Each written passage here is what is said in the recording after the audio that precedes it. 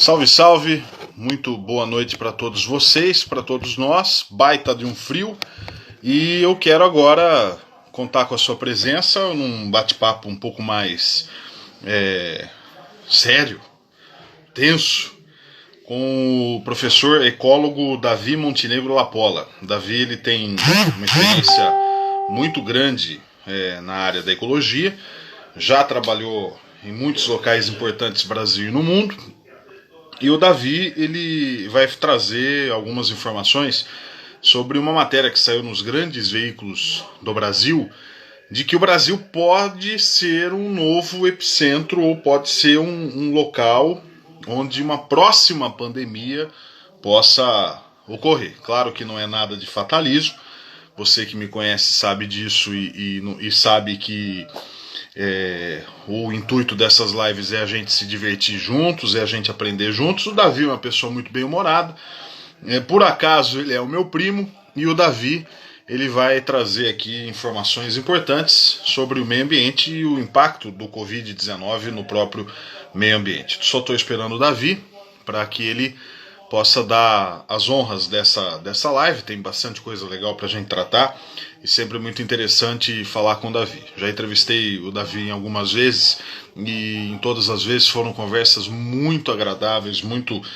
interessantes. Eu ganhei um presente muito bacana do Davi há um tempo atrás, um livro autografado com algumas lindas imagens lá da Amazônia, e o Davi é uma pessoa que eu quero muito ouvir nesse momento em que a gente está vivendo a questão do coronavírus. Então estou só aguardando o Davi para que a gente possa começar essa live. Minha tia Deusélia está com a gente, a Thaís também, a Silvia Alcover e o Lucas Riccieri, o Lucão, grande Lucão. Espero que você esteja bem de saúde e bom saber que você está com a gente aqui, bom saber que vocês todos estão com a gente aqui. Marcos também está com a gente, estou esperando o Davi entrar.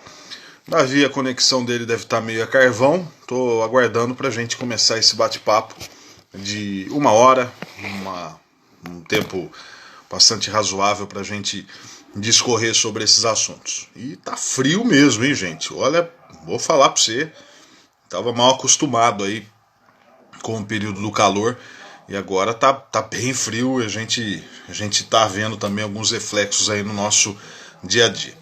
Estou aguardando o Davi Montenegro Lapola, ele é ecólogo, ele vai falar do Covid e os impactos do meio ambiente. Quero trazer uma informação também importante, né, de um vírus chamado sabiá, quero perguntar para ele. E se o Brasil pode surgir no Brasil uma nova epidemia, né? A gente já está tomando tiro, porrada, tijolada, bomba dessa história toda do coronavírus. Agora estou esperando aqui a presença do Davi para a gente poder começar essa live. A depender da velocidade do senhor Davi Montenegro Lapola, acho que essa live vai começar lá para 00:30, mas enfim, estou aguardando excelentíssima e reverendíssima presença do Dr. Davi Montenegro Lapola para a gente começar esse papo. Grande Márcio Pantoja, prazer estar com você aqui também nessa live, e é bom saber da sua presença aqui. Te vi no sábado, devidamente estávamos trajados em máscara e foi realmente um grande prazer. Bom, estou aguardando o Davi, a gente vai falar com o Davi Montenegro Lapola, e o Davi ele é ecólogo. Numa matéria que saiu no jornal O Dia, na Folha de São Paulo, saiu essa matéria na Veja, inclusive, o Davi falou que o Brasil pode ter uma nova epidemia, podemos ter uma epidemia aqui no Brasil. Aleluia, saravá, meu pai. Davi entrou após 70 anos de espera. Davi, só você me convidar aqui para você entrar, se você recebeu aí na hora que você entrou a possibilidade de participar dessa live aqui. A Tiele está com a gente, Rodrigo Leonardo também, Igor Montanhera, o homem das franjas mais belas de Bauru, também está com a gente aqui para a gente começar a live. O Davi levou 5 minutos para entrar na live, vai levar uns 5 minutos também para continuar a se colocar na live aqui. Um abraço para Eduardo Agra, dos canais da ESPN, grande Agra, grande jogador de basquete, que é comentarista dos ótimos lá da ESPN. Aliás, tô quase terminando de ver aquele documentário do Chicago Bulls no Netflix, muito bom, viu, Agra? Não sei se você chegou a ver, muito legal mesmo, para quem gosta de basquete, acho que é um prato grande, um prato feito aí. Um abração, Agra, obrigado pela sua presença, pelo seu prestígio aqui a todos nós. O Davi, só você, na hora que você entra na live, vai aparecer aqui embaixo para você me convidar, para você participar da live. Você tem lá, participar da transmissão, daí você só clica lá, Davi, aqui embaixo, aqui, ó, clicou, pronto, aí você participa da live aqui. São 5 longos minutos aqui, eu agradeço a todos vocês, eu estou tentando honrosa e homericamente enrolar a ponto para chamar o nosso querido Davi Montenegro Lapola, que não está nesse momento, acabou de sair. Aqui presentes a Deuzélia Montenegro, tia Nenê, tia, dá uma chincha aí no Davi, a Thaís, a Silvia Alcover, o Igor Montanhero, o Lucas, o Márcio Pantoja, o Mazola, grande Mazola, que trabalhou comigo na Rádio Clube, e o Eduardo Agra. Esse é um tema muito agradável, é um tema muito importante, falar do meio ambiente, mas sem aquele visco de sensacionalismo, aquela coisa pesada. A gente vai procurar levar o assunto de uma forma leve. O Davi é uma pessoa muito bem-humorada e vai ser bem legal. O Agra falou que viu o documentário, sensacional. Realmente o poder mental do Michael Jordan é algo que vale para qualquer um de nós. Se você tem aí o seu Netflix, veja esse especial, essa série de 10 capítulos, e essa série mostra a história do Chicago Bulls, super campeão da NBA, 6 vezes campeão da NBA em um intervalo de 8 anos, e mostra como o Michael Jordan, não à toa, era o melhor jogador de todos os tempos do basquete. Aliás, pena que o basquete brasileiro perdeu um pouco de espaço, mas é um dos esportes mais legais para ver. Não sei vocês estão me acompanhando aqui, com todo respeito, acho o vôlei muito legal para ver na TV, mas ver ao vivo um jogo de vôlei eu já não vejo com a mesma felicidade como vejo, por exemplo, uma partida de basquete, um jogo de basquete, né? Ver no ginásio um jogo de basquete é aquela coisa de tirar o fôlego, roer as unhas, sem dúvida alguma. Muito bom, olha, parabéns aí ao Davi, levamos semanas para conversar com o Davi aqui, estou esperando o Davi para a gente falar sobre Covid e os impactos no meio ambiente. No dia 20 de janeiro desse ano, ocorreu no Brasil uma morte em Sorocaba, uma morte por febre hemorrágica, por arenavírus. Sinceramente, conheço esse vírus agora, né? Não sabia. O vírus Sabiá. O vírus novo, 88% parecido com esse vírus Sabiá. E esse vírus parece que é tão sério que ele é qualificado no mesmo patamar de digamos, virulência e de gravidade do ebola. É claro que eu não quero aqui colocar nada e ninguém aqui em pânico, pelo contrário, a gente já tem os nossos pânicos sagrados, lamentáveis do dia a dia. Mas é um caso que retrata de que esse vírus, que é transmitido por fezes e excreções de diferentes espécies de roedores, e na área rural, pode ser aí um indicativo que o Brasil precisa também cuidar da sua floresta e principalmente cuidar da melhor forma possível para evitarmos ser aí um novo epicentro de alguma doença aí lamentável, né? Aliás, cada um de nós vai ter muita história para contar de como entrou e como saiu dessa pandemia. A Elaine Arruda, um grande beijo para você, Elaine, obrigado pela sua presença. O Igor Montanher coloca que o basquete tem uma intensidade distinta, não para, é realmente incrível, né? Eu me lembro até hoje, 1992, e o Claro ganhou um brasileiro de basquete na Cava do Bosque, lá em Ribeirão Preto, contra o Ipebanês Jales, e a sexta foi no último segundo. E esse documentário que eu estou dizendo aqui, Igor, é um documentário que fala muitas vezes dessa história do último segundo definir uma partida, né? Todo segundo para o basquete é um latifúndio. Davi, você já entrou, meu querido, você já entrou aqui, é só você aceitar. Quando você entra na live, tá lá que você pode participar da live, é só apertar aí, meu jovem. São 10 minutos longos que estamos esperando Vossa Senhoria no camarim central para falarmos sobre esse assunto, né? Então, estou te aguardando aqui e quero saber mais. Aliás, o Davi colocou numa frase dessa matéria que saiu, né, sobre a questão do Brasil poder ser. Um grande abraço, Lucas, um abraço para o Sans também. O Davi, nessa entrevista que ele fez para grandes veículos de imprensa do Brasil, ele falou que a culpa não é dos morcegos, não. O pessoal já começou apressadamente e criminosamente matar morcego por causa da questão do coronavírus. Isso é algo absurdo, né? O Davi tem mais elementos aí da importância no meio ambiente de cada animal dentro do ecossistema, e principalmente não é assim que se resolve um problema, né? Vamos agora culpar os morcegos, vamos matar tudo. Não é dessa forma. Bom, eu vou fazer o seguinte, eu vou entrar em contato com o Davi, porque eu acho que o Davi e Instagram são coisas muito distintas, né? Então vamos fazer o seguinte, eu encerro essa live agora, dentro de alguns segundos eu vou voltar a abrir, peço a sua presença, peço a sua compreensão aqui, afinal a gente está 11 minutos, daqui a pouco eu vou começar a cantar músicas de algum CD que está aí atrás, aí vai ser pior a emenda do que o soneto.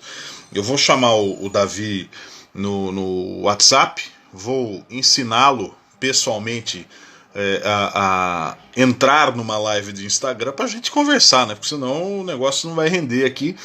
Ou depois vamos fazer um concurso aberto, né? A gente vai de repente abrir espaço aí para você participar da live, a gente falar qualquer coisa para não perder o hábito, não perder a prática. Um abraço para o Dr. Jorge Bahia. Obrigado, doutor. Um grande beijo para a Nayara que está vendo a gente aqui. Aleluia, saravá. Agora acho que vai. O Davi pediu inesquecíveis para você que acompanhou.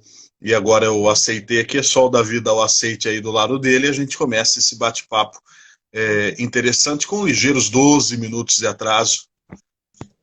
Aleluia. Vamos lá todos, vamos todos acender nossas velas. Aleluia. Davi, você me ouve bem, Davi? Alô, seu Davi, tudo bem, Davi? Alô, aleluia! Opa! 11 minutos, 12 minutos, parabéns, viu? Ó, Instagram e você, tudo a ver, hein? Parabéns. Eu queria pôr pelo computador, mas não estava funcionando. Mas que delícia.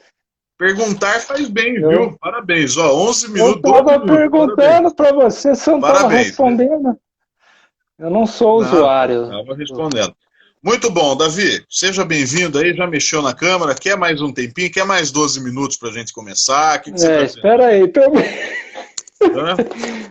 olha, me ajeitar aqui. Para a gente combinar essa live aqui demorou meio século, para começar mais outro século, ao final dessa live eu vou sair de bengalinha, viu? Parabéns a todos os envolvidos aqui. Não, viu? Vai rolar agora. Agora Vamos vai, lá. Você já mirou, já tá tudo certo, eu tô vendo que você tá fazendo o mesmo pedido que eu, né? Vamos cortar cabelo só quando acabar a pandemia.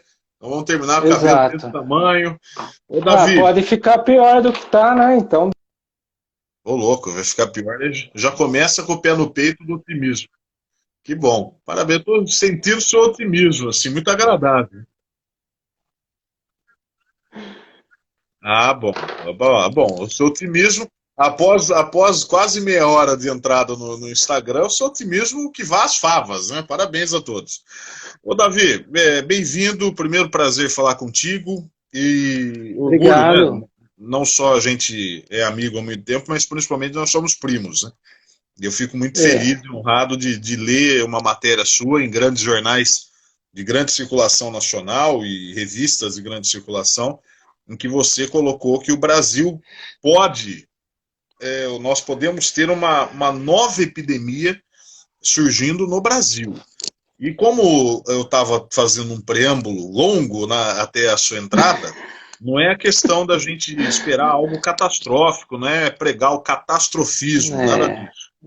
Mas é um fato que você, estudando e conhecendo a área, você não é um cientista de vitrine, né? Você foi para a Amazônia muitas vezes, trabalhou em estações da Amazônia lá com pessoas do mundo inteiro, tem muita bagagem para falar sobre isso. Então eu queria já de cara, pé no peito, perguntar por que o Brasil pode ser o epicentro, digamos, de uma nova epidemia. Jesus, Pai amado, bati na madeira aqui. Boa noite de novo, Davi.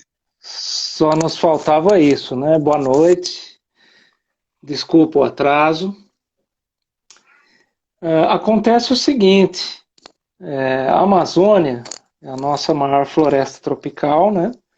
É a maior floresta tropical do mundo.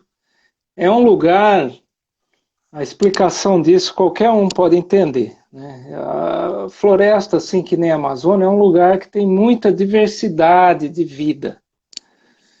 Você tem muitas espécies de mamíferos, muitas espécies de plantas, de animais, de fungos. Então, assim, é natural que a gente tenha também nesse local uma grande diversidade de vírus, tá?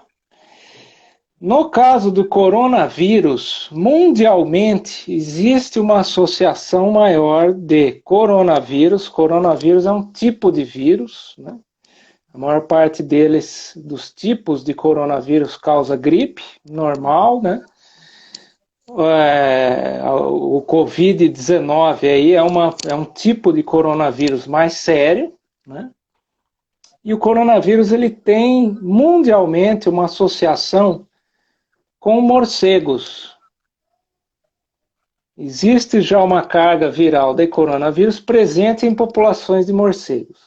Tá. Ora, a Amazônia é o lugar do mundo onde mais tem diversidade de morcegos.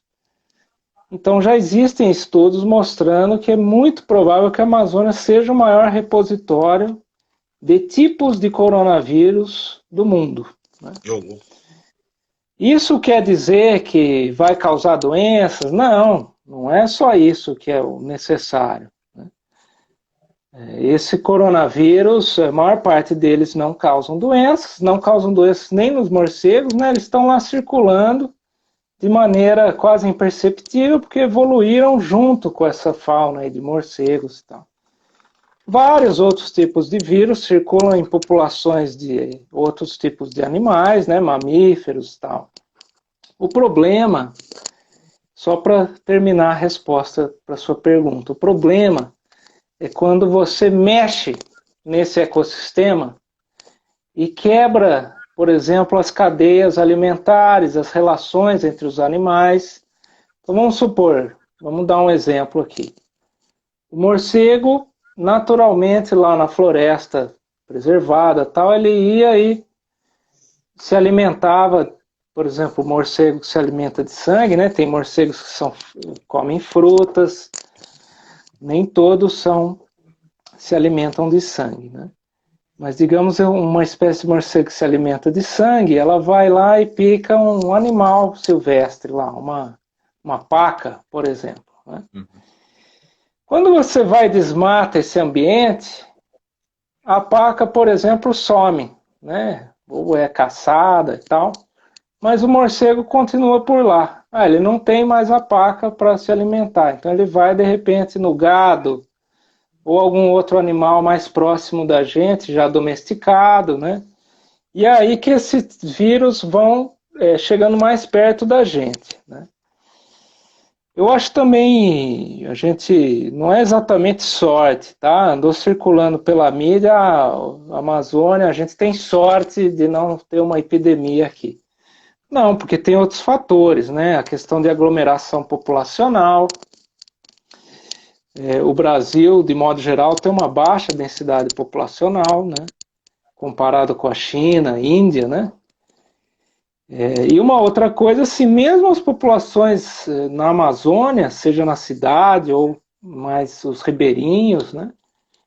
Eles não têm muito costume, muito difundido, de se alimentar de mamíferos, que são mamíferos, assim, que são animais mais próximos da gente, né? Como, por exemplo, o morcego, tinha toda essa história na China, se alimentarem de morcego ou de outros animais próximos, né? A dieta na Amazônia é muito baseada no peixe, né? E coisas também que vêm do Sudeste aqui. Então, talvez isso ainda é uma coisa que não... Tanto da dieta ser mais baseada no peixe, né? Em grande parte, e também de ter pouca aglomeração populacional, porque, assim, os vírus estão lá, Nem todos são perigosos, alguns são. E a gente tem a componente do desequilíbrio ecológico, né, de desmatando cada vez mais. Mas, por outro lado, não temos essa aglomeração populacional e nem tanto essa proximidade de se alimentar desses animais, né? Uhum. É resposta longuíssima para uma pergunta curta, né? Não, mas foi muito interessante. Aliás, eu achei interessante o texto, né? Em que você fala que não é para eu, até imaginei você falando, né? Com o seu humor fino, de que a culpa não é dos morcegos, não é para sair matando o morcego aí, culpar o Batman, Então, mas ninguém. tem uma história engraçada em relação a isso, porque o primeiro artigo desse assunto que saiu na Folha de São Paulo, algumas pessoas me escreveram falando, parabéns, li o texto, bem equilibrado e tal, mas teve uma pessoa que ficou ofendida com o texto, que era o presidente da Sociedade Brasileira de Quirópteros, que é o nome formal de morcegos, né? Nossa, tem Porque tem Associação Brasileira de Quiróptero, que é? Como de é que chama? de estudos de quirópteros, que é o nome Quiróptero. formal de morcegos, né? Nossa Senhora. E ele achou que o artigo estigmatizava os morcegos, assim, longe disso, né? Mas também, assim, não era um artigo desse que ia piorar um bicho que já é estigmatizado desde a época da história do Drácula, né? Então, Quer não dizer que é... você não ia colocar a pá de cal, não. O negócio, os morcegos já estavam mal na fita mesmo, mas eu não me Já estava. surpreendeu. Me surpreendeu mesmo, É, viu? não, mas sabe por que isso também? Um tempo atrás que teve esse surto de febre amarela aqui no Sudeste, né? É, Relacionado a macacos, né? O pessoal saiu matando macaco por aí, sabe? lamentável. E assim, não é a culpa do macaco, né? É o desequilíbrio que a gente coloca no meio ambiente. O Davi, na verdade, a questão é que o artigo a matéria tá muito clara, né? Em nenhum momento você desrespeitou aqueles que estudam os quirópteros, né? Parabéns aos envolvidos. Posso dormir mais feliz, porque eu, sinceramente, não sabia sequer que havia uma Não, entidade que cuidava dele. são animais importantes, né? Atuam aí no controle de pragas e tudo mais. Eles são estigmatizados já mesmo, não era esse artigo que ia mudar essa história. Não, e próxima vez que tiver um filme do Batman, farei o convite para Nayara, que deve estar acompanhando a live. Olha, vamos ver um filme do quiróptero mais famoso do mundo, né? Isso, exatamente. Ah, beleza. Ô, Davi, eu estava na abertura dessa live falando que no dia 20 de janeiro desse ano, na cidade de Sorocaba, que você bem conhece, ocorreu uma morte por febre hemorrágica. A pessoa procurou 3 grandes hospitais do Brasil, incluindo o Albert Einstein, e não tinha laboratório, inclusive. Aliás, a Nayara está colocando, é muito mais fácil acreditar que o bicho que tem culpa e não nós humanos, né? Ela tem toda a razão. Faz parte da nossa mediocridade, né? De eleger alguém como culpado. No Claro, dia claro. 20, no dia 20 de janeiro desse ano, em Sorocaba, uma pessoa morreu por uma febre hemorrágica, por uma doença chamada arenavírus, que é o vírus sabiá. Eu fui procurar a respeito desse tal vírus sabiá, acho que você sabe isso de cor, que é um vírus novo. Aliás, o vírus que vitimou esse cidadão de Sorocaba é um vírus novo, 88% parecido com esse tal vírus sabiá, que é transmitido por fezes e excreções de diferentes espécies de roedores silvestres que vivem em matas em áreas rurais. Segundo um infectologista entrevistado dessa matéria da morte, ele falou: não há risco de epidemia. Mas digamos aqui que a gente hoje, a gente já ouviu no início do ano tanta coisa, a OMS falando não é pandemia, não vai passar. O João Dória falou: não, vamos ter carnaval porque o negócio vai continuar numa boa. O fato é que a gente não pode ficar brincando muito com isso, né, Davi? Você já conhecia sobre esse vírus sabiá? Eu confesso para você que não conhecia, mas me perdoo por isso, porque assim, é uma diversidade tão grande, a gente não sabe nem a ponta do iceberg. Na própria Amazônia, se a gente não conhece nem a ponta do iceberg de todos os vírus que tem lá. Né? Que, de novo, não quer dizer que todos eles vão causar doença, faz parte do ecossistema, né? Mas eu acho que também não souberam fazer muito bem a leitura dessa situação lá no início dela, né? Que você mencionou o governador em relação a carnaval e tal. Uhum. E no fim das contas, a gente está vivendo esse desastre todo aí. O Davi, você já esteve na Amazônia. Você se lembra da primeira vez que você esteve na Amazônia e para você que é ecólogo, a emoção eu posso mal comparar, é a mesma emoção de um jogador de futebol conhecendo o Maracanã, um jogador de basquete conhecendo um ginásio da NBA, conhecendo, isso mal comparando, claro, me perdoe, mas vendo a floresta, estando na floresta, qual que é a primeira reação que você tem de ver a nossa insignificância, tamanho, diante daquele tamanho todo de mata? Para mim é maravilhamento a palavra. Foi e é até hoje, né? A gente vê aquela pujança de vida, né? E pensar que não existe nenhum outro lugar no planeta como aquilo. Então é o que me moveu a estudar a Amazônia, né? Esse maravilhamento mesmo, não tenho vergonha de dizer, de ficar estupefato assim. E até hoje o que me move é isso e de garantir que outras pessoas tenham esse direito de ter esse maravilhamento também, e garantir isso para as gerações, nossos filhos, nossos netos e quem vier depois deles, né? Davi, na matéria sua dos grandes jornais, saiu na Folha, no Dia, na Veja também, você falou que nos 4 meses de 2020, 1.202 quilômetros quadrados de floresta, segundo o próprio INPE, não você, o Instituto Nacional de Pesquisas Espaciais, acho que você trabalhou no INPE também, falaram que esse é o tanto de área desmatada só nos 4 primeiros meses de 2020 na Amazônia. Duas perguntas se fazem necessárias. É o maior período de desmatamento ou já tivemos outro período longo de devastador assim? E a segunda questão é o que isso significa em vias práticas. Para nós, leigos, esse devastamento, essa devastação toda, significa o que a curto, médio e longo prazo para nós, Davi? Vamos lá. Olha, o desmatamento é uma história que tem que ser explicada direitinho, né?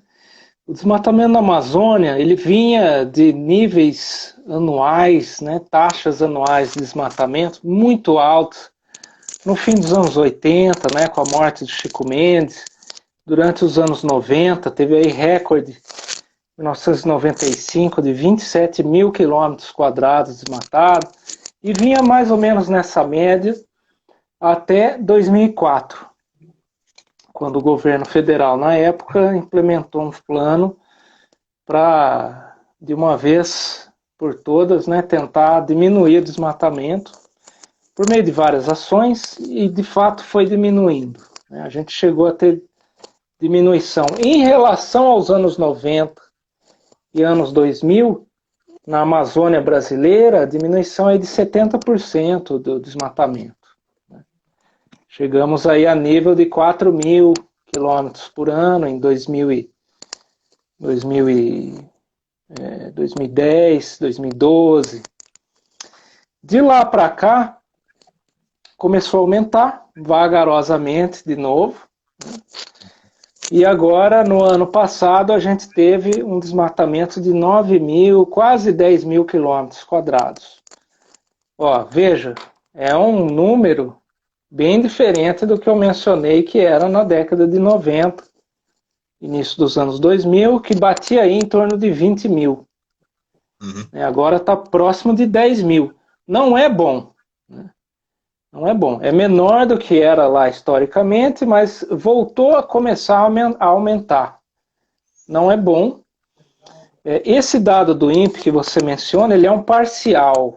Né? Ele é Tá. um parcial só dos últimos meses. Mas ele é um indicador, né? Ele é um indicador de como vai ser o número anual. Né? Tá. Então, assim, se já está alto agora, que ainda é estação chuvosa na Amazônia, a estação seca chega ali por agora em junho, tal, e dura até setembro, Tá. outubro. E aí é quando se desmata mais. Agora, se a gente está observando aumento no desmate nos meses que é de estação chuvosa ainda, então você pode esperar que se nenhuma ação séria for tomada, a coisa vai ser feia esse ano. Né? A gente pode bater o recorde do ano passado, né? Que foi um recorde de aumento de um ano para outro. Né? Tá. Agora, Você o que acha a gente que... perde com isso? Só rapidamente para dizer o que a gente perde com isso. Muito. Ah. Muito.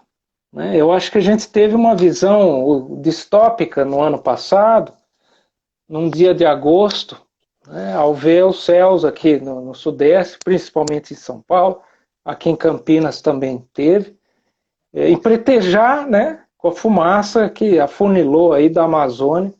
Foi um evento bem específico, né? Uhum. Então, se a gente perde toda essa biodiversidade que tem lá, perde esse controle do clima que a região faz aqui para a nossa região, perde as populações de lá também, populações tradicionais, e a lista é grande. Ô, Davi, eu não sei se você tem. Aqui não é o objetivo, não é ser uma, digamos, uma sabatina, pelo amor de Deus. O cientista que é Claro, você. Mas se você se lembrar, valeria a pena só para a gente ter uma base de dados aqui. Qual que é a área total da Amazônia brasileira? Aproximadamente. 5 milhões de quilômetros quadrados, 5 milhões de quilômetros quadrados. ou Ah, hectares, desculpa, agora bom, talvez a unidade aqui. você me passa aí, até por curiosidade. Vamos pensar num cenário, essa live não tem objetivo de ser catastrofista. Atenção, né? Vamos lá. Ninguém Não, vai não, não. ficar. A única coisa que as pessoas que estão acompanhando a gente vão ficar assustados e podem ter um pesadelo é com o tamanho das nossas jubas aqui, do nosso cabelo. Belo topete aí que o Davi está ostentando. Mas um abraço para o Tenelli Júnior, um abraço para Carol Salustiano, um abraço para o Daniel Lapola, seu irmão, a Lucimar Ferreira, e daqui a pouco vou fazer uma pergunta que a Nayara fez. Vamos admitir um cenário assim, aquele batendo muito na madeira de catástrofe. A Amazônia de um dia Vamos para o lá. outro vira uma savana. Como é que fica o clima no mundo? E aí eu quero te fazer esse gancho pelo seguinte: há muita politização em cima da Amazônia, e segundo, essa história de que é o pulmão do mundo, há muitos que falam que outros que falam que não. Eu queria sair dessa live aqui com a certeza de que é ou não é o pulmão do mundo, não desmerecendo se não for, mas só para a gente ter o dado correto, Davi. Vamos lá. A primeira pergunta era. Como é que vai ser se virasse uma savana e se a Amazônia é Clima, né? O clima. efetivamente um Certo. pulmão do mundo? Vamos lá. A gente, nós no meio científico, né, nessa área, já estamos habituados, que teve alguns estudos já tentando projetar isso. Se a gente tirar a Amazônia inteira, o que acontece com o clima? Né? Bom, na região, você vai notar assim, um aumento drástico de temperatura, redução de chuva e talvez você já ouviu falar desse conceito de rios voadores, né, que tem na Amazônia. Não, não cheguei.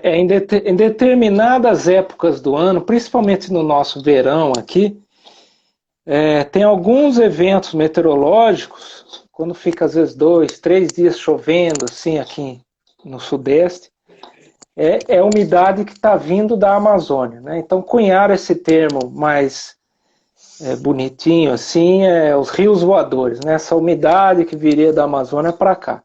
Uhum. Então, assim, você pode imaginar que pelo menos em uma parte do ano, a agricultura nossa aqui depende dessa chuva, né? Pelo menos dessa estação aí, né? Então você tira a Amazônia, acabou esse transporte de umidade para cá, né? Você transformando lá na savana, vai reduzir a chuva lá, você pode esperar o nível dos rios mais baixos, pessoas. Nós estamos falando de uma região que tem quase 30 milhões de habitantes, né? Não é exatamente um deserto. As pessoas vão ter problemas para se locomover, porque os rios são a estrada da região. Proliferação de doenças, né? Com certeza. Já temos alguns exemplos lá de doenças associadas a desequilíbrio ecológico na região, própria malária, leishmaniose, né? Impactos para a produção de energia, que as políticas governamentais federais vêm cada vez mais colocando produção de energia lá na região, através dessas grandes hidrelétricas, né? Uhum. E por aí vai.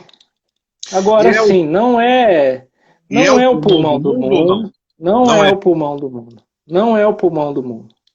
Tá. Isso foi um erro jornalístico do início dos anos 90, aí, da época da Rio 92. Sim. E esse erro se disseminou, né? A Amazônia, ela consome basicamente o que ela produz de oxigênio, né? De modo geral é isso, assim. Agora, o que a Amazônia em vez de ser o pulmão, a Amazônia é o radiador do planeta. É o radiador, no sentido de ter esse controle do clima, Uhum. essa umidade que sai da floresta, refrescar o clima regional, né? Então, e também assim de ser um grande reservatório de carbono, que se você queima, vai para a atmosfera e piora a questão das mudanças climáticas globais, o tal do aquecimento global. Então é um grande reservatório de carbono. Por tudo isso, acho que é mais adequado chamar de radiador do planeta do que pulmão. Pulmão do planeta são as algas, o plâncton dos oceanos, tá? E o que seria o motor do planeta, então? O Sol, né? Sol? O Sol. O Sol é o que move tudo, né? Faz essa nossa máquina maravilhosa aqui funcionar. Bom, não vou continuar dissecando o carro aí, porque daí a gente vai chegar naquelas partes mais pudicas do carro aí, que é bom. Isso.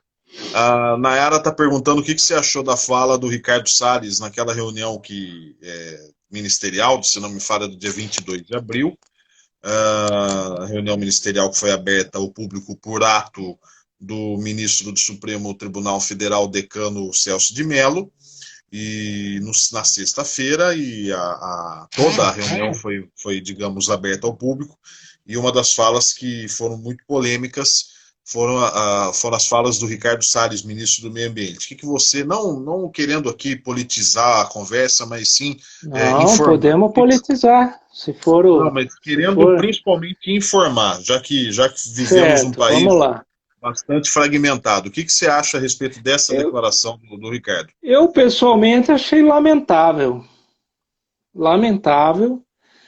É claro que seria bom que algum regramento aí, alguns regramentos dessa parte ambiental fossem simplificados, mas tem um detalhe aí.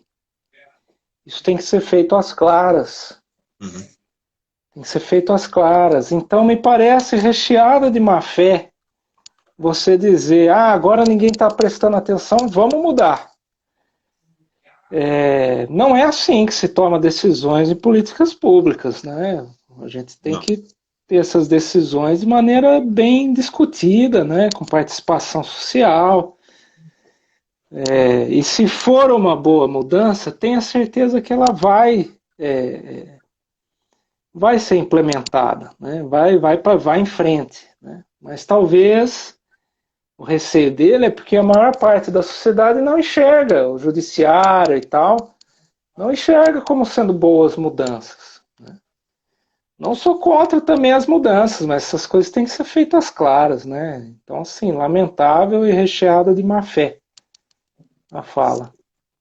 O Dr. Will Kust, o Horto de Camaquã é um exemplo próximo da incapacidade dos poderes públicos e do cidadão comum respeitar a natureza. Realmente é muito lamentável a história do Horto de Camaquã aqui para nós rio-clarenses, né, Davi? Então, eu acho o Horto de Camaquã, o Horto, a Floresta Estadual Navarro de Andrade, ou mesmo a Amazônia, lá longe, são todos exemplos de que talvez a gente precisa refundar a nossa relação de sociedade, como sociedade, né? Com essas florestas, com esse nosso meio ambiente. Assim, a Amazônia é um caso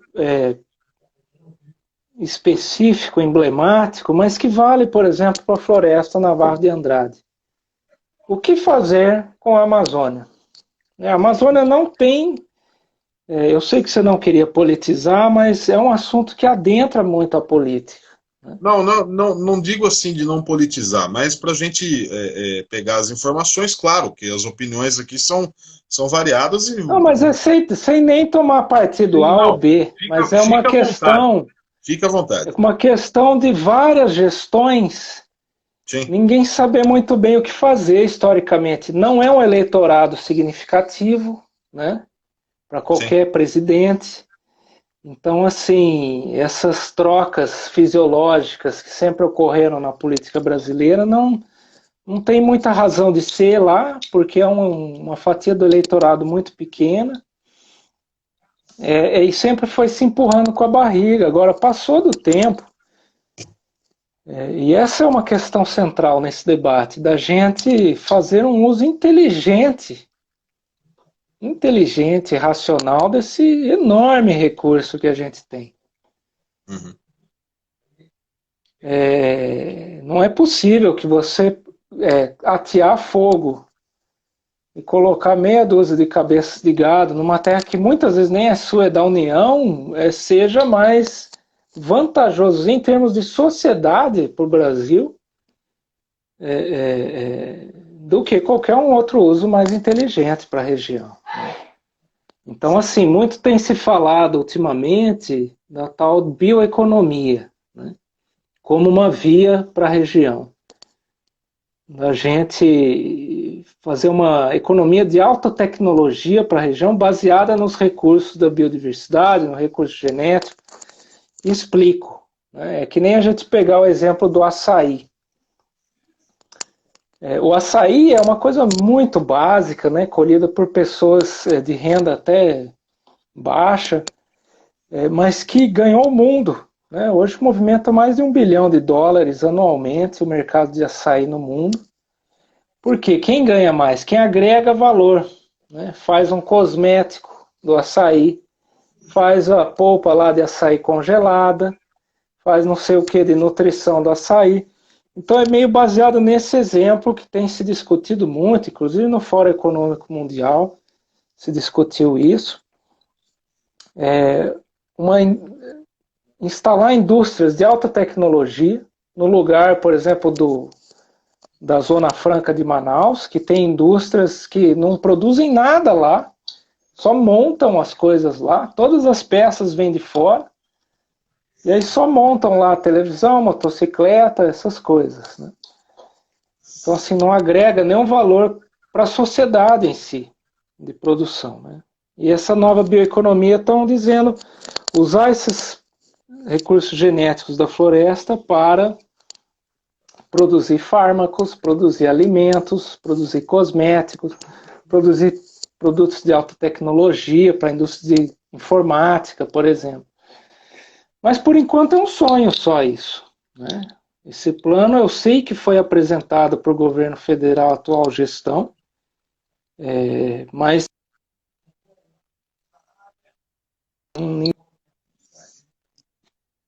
Deu uma travada aqui numa parte aí do Davi, acho que está melhor agora. Você está me ouvindo bem, Davi?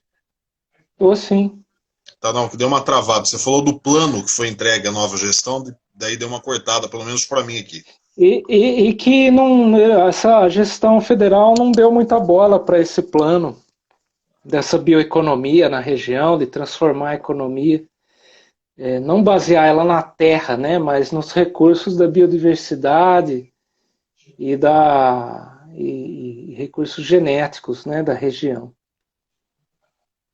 Davi, eu acho que vale a pena a gente fazer várias outras prosas aqui, porque o tema é muito bom e o Daniel está te perguntando, gostaria que o Davi falasse sobre a invasão aos garimpos ilegais na Amazônia, especificamente em Roraima. É lamentável também, eu pessoalmente considero uma atividade próxima do escravagismo, sabe? Uhum. Gera assim um nível de esforço das pessoas, maquinário, destruição ambiental. Quem fica rico com esse garimpo de pequena escala? Ninguém, né? Ninguém. Dinheiro que é ganho, quer dizer, deve ter o financiamento de algum banco aqui e tal para comprar esses maquinários e tal. Mas a pessoa lá na ponta de lança fazendo esse garimpo, não. Então, eu acho que deveria ser uma atividade proibida no país, sinceramente. Davi, você acha assim, uma mera pergunta, né? Quando eu falei, repito, de politizar, não é nem para deixar você tolhido nas suas opiniões, ao contrário. Ao fundo, minha cachorra Lana participa desta live também, latindo com muita precisão, inclusive. Ela quer politizar. Ela quer politizar. Você acha que falta aos ambientalistas em geral, digamos, uma melhoria no marketing, na fala deles, ou você acha que não? Uma melhoria de discurso à população? O que falta para ter essa sinergia entre o que é dito pelos ambientalistas e que, por exemplo, você é um ecólogo e tem uma facilidade de se comunicar muito grande, você acha que é isso que falta aos que Eu não acho que é isso que falta. Eu não acho que é isso que falta. Porque eu não acho que é os ambientalistas ou os cientistas aqui que vão ter que convencer as pessoas sobre isso. Por quê? Sobre os ganhos que a nossa sociedade teria mantendo essa floresta em pé. Uhum. Porque eu acho que as pessoas que têm que viver isso. Mas como? As pessoas mesmo têm que viver isso. Seja com essa nova cadeia econômica, seja com novas relações culturais, ou as pessoas terem experiências nessas florestas, né? Por exemplo, eu estou lendo um livro aqui que fala sobre um conceito que vem do Japão até. Me senti ofendido por uma coisa nesse livro que eu vou te contar o que é. Uhum. Mas é um livro que fala sobre a prática do banho de floresta. Pode parecer até engraçado. O banho de floresta é usado no Japão oficialmente como uma prática medicinal. Olha. Para diminuir doenças mentais, doenças ligadas a estresse, doenças coronárias, até para diabéticos também. E eles fizeram estudos rigorosos. As pessoas vão nas florestas do Japão, tem os parques, e passam lá, o médico prescreve, você vai fazer tal trilha durante 2 horas. Então, assim, é só um exemplo, né? Agora, eu me senti ofendido com esse livro, é um livro muito bacana, mas ele fala, o Japão tem muita floresta e o povo japonês é o povo floresta. Me senti ofendido porque nós é que temos muita floresta e nós é que deveríamos ser o povo floresta. Mas a gente não se reconhece como tal. Assim, para terminar, essa mudança, de repente, de economia, de inserir a floresta na economia e tal, isso é uma coisa que a médio prazo pode rolar até. Agora, essa mudança cultural das pessoas se reconhecendo com a floresta é algo mais de longo prazo. Mas aí, Davi, claro que quem é o mestre aqui é você. Mas eu acho que cabe também àqueles que vivem passar para aquela senhora, para aquele senhor, para aquele formador de opinião que não foi ou que não conhece ainda a Amazônia, conhecer, por exemplo, você tem histórias deliciosas da Amazônia, eu gosto muito daquela que você estava no meio da selva, fez toda uma trilha, marcou o caminho e tal, e aí de repente você teve uma presença de um rei da selva perto de você lá, que acho que isso foi uma história muito agradável, né? Acho que muito boa para você lembrar. A Nayara está colocando, ainda sobre história, em especial da Amazônia, me parece que reconhecer a Amazônia como pulmão do mundo foi uma fala de alemães quando vieram construir ou contribuir na Transamazônica. Procede? Pergunta de João Baraldi. Então, eu não lembro exatamente, eu sei que foi uma entrevista concedida por algum cientista durante a Rio 92, me parece que um repórter da Reuters, que entendeu errado, e aí essa notícia foi publicada, isso foi sendo multiplicado, né, e continuou esse mal entendido. O João complementa aqui que me parece que foi uma fala dos alemães para Delfim Neto, na época ministro da Economia. O pai da criança, a gente pode ser, é possível.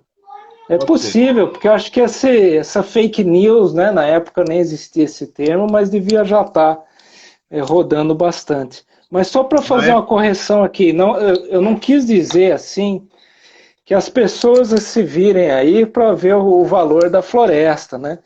Mas eu acho que a gente tem que trabalhar, não tanto para eu vir aqui falar para você, mas para criar condições de que as pessoas possam experimentar essas sensações também. Por exemplo, esse maravilhamento. Agora você pega...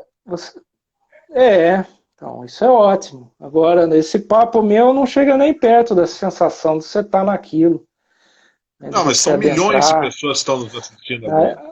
São milhões de pessoas que estão nos assistindo agora. Não desvaloriza a minha live, Davi. Então, mas assim, as pessoas, esses milhões de pessoas deveriam ter essa oportunidade de ir lá facilitada, e não é tão fácil, né? Você vê os parques da região não são muito bem preparados para receber as pessoas e tal. Então, acho que é um trabalho muito mais de fundo e bem pesado, assim, que tem que ser feito para essa questão cultural, para a gente se reconhecer como povo floresta um dia, né?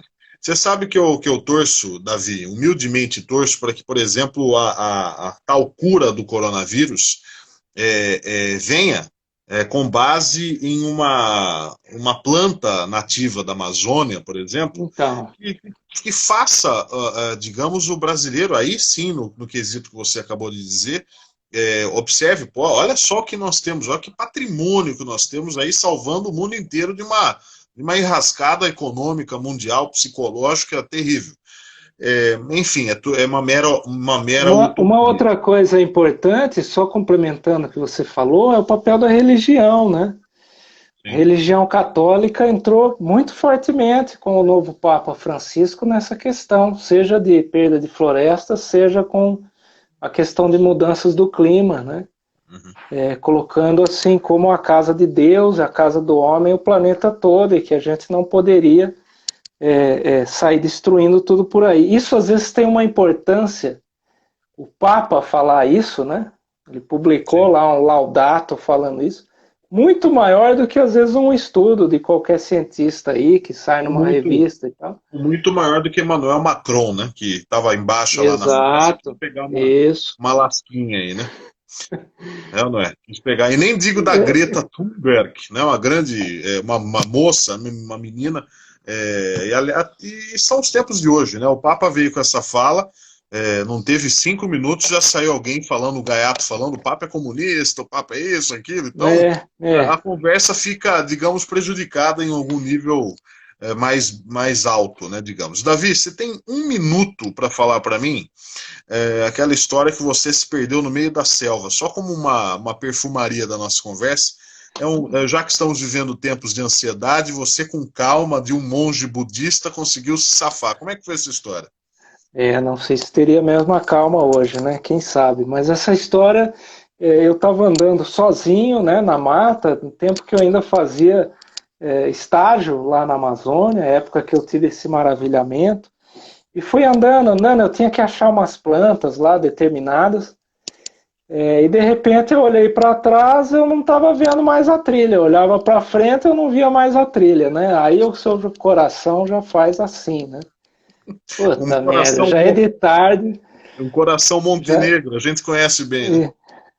e aí, assim, em resumo, eu achei que eu saí andando para qualquer lado, ia ser pior. Eu parei um pouco, tinha uma laranja no meu bolso, eu abri, chupei. A hora que eu acabei de chupar, eu olhei assim, vi uma marquinha do facão numa das árvores. Falei, eu acho que eu vim por ali. Aí fui lá, pá, achei de novo a trilha. Mas a laranja, quando você ficou lá chupando a laranja e tal, você não ficou pensando ferrou, ferrou, ferrou, ferrou? Não. Com certeza, né?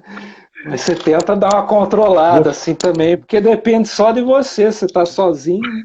Vou virar um fóssil. Né? E como é que foi aquele encontro quase que um encontro com Elton John lá, o Rei Leão que você teve na selva?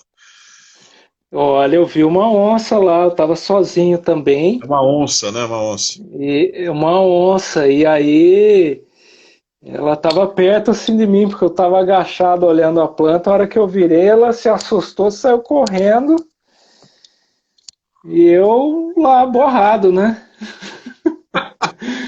Você não Como um sabe o bom que montenegro. fazer. Como um bom Isso. montenegro. Qualquer montenegro se Naquela borraria. situação, você não tem poder nenhum. Uhum. A onça é a dona da situação. Ela escolheu correr porque ali tem comida à vontade. Esse magrinho aqui não ia servir para nada para ela. Assustou até a onça. Parabéns, está no seu currículo. É, Ô, Davi, eu quero aqui registrar que a Nayara, depois de 70 anos que me conhece, é a primeira vez que ela me elogia. Ela coloca muito legal a live, e o Daniel também. Parabéns pela live, tema de muita importância. E a Deusélia Montenegro, que você conhece tão bem quanto eu, sua mãe, encontro é. com o Irapuru. Ô, Davi, quero te Teve esse agradecer. também. Como é que foi o encontro com o Irapuru? Brevemente. Ah, é mágico, né? Eu tava sozinho também. Você não encontra esses bichos, você tá em muita gente no meio da mata, né? É um canto maravilhoso, assim. A mata toda de fato silencia para ouvir. Que legal. Ô, Davi, você é uma pessoa muito especial para mim, você sabe disso, tenho muito carinho por você, torço por você. Vamos marcar com outros temas aqui, desde que você chegue mais cedo, lógico, mas quero te agradecer, é uma honra aprender com você nessa hora que a gente esteve junto aqui, tenho certeza que quem acompanhou, absorveu aí muitos conceitos, faz a sua convicção, mas com base num cientista que tem uma carreira muito, muito bonita. Quero te agradecer de público pelo livro que você me deu autografado, é uma das relíquias que eu tenho aqui na minha humilde biblioteca, e pode ter certeza que é um tema muito gostoso que você deixou fácil, né? Vai ao encontro daquela pergunta que eu fiz sobre os ambientalistas usarem uma linguagem um pouco mais popular, e você usou muito bem aqui. Muito obrigado. Legal. É sempre uma honra. Parabéns mais uma vez. Um abraço para a Lúcia, um abraço para os filhos, e que certamente vão ter o pai como uma grande referência. Obrigado, Davi. Eu que agradeço e todos que acompanharam aí. Um beijão para vocês. Se cuidem, hein? Para todos nós. Davi, um grande abraço para você. Próximo a gente marca 20 minutos antes, viu? Valeu. Um abração para você. Até mais. Outro, tchau. Tchau, tchau. Essa foi a prosa com o Davi Montenegro Lapola, ecólogo, e que me deu o prazer de sua presença aqui nesse tempo onde a gente tratou um pouco, de forma muito incipiente, a questão do meio ambiente. E o Davi, com uma fala muito agradável, ele pôde ensinar bastante a gente também. Claro que eu vou convidá-lo mais vezes. Todas as nossas lives aqui, eu não esgotei o assunto, a gente vai falando mais, e amanhã eu trarei a psicóloga Maristela Ferreira Antônio. Ela vai falar exatamente sobre esse desespero que a gente está sentindo de encarar a pandemia, e a parte mental é uma verdadeira prisão para muita gente. Então amanhã a gente vai tratar especificamente sobre as questões da mente, num bate-papo também alegre e com a sua presença também. Quero mandar um grande abraço a todos, obrigado, é uma honra, uma boa noite, se cuidem, tchau, tchau.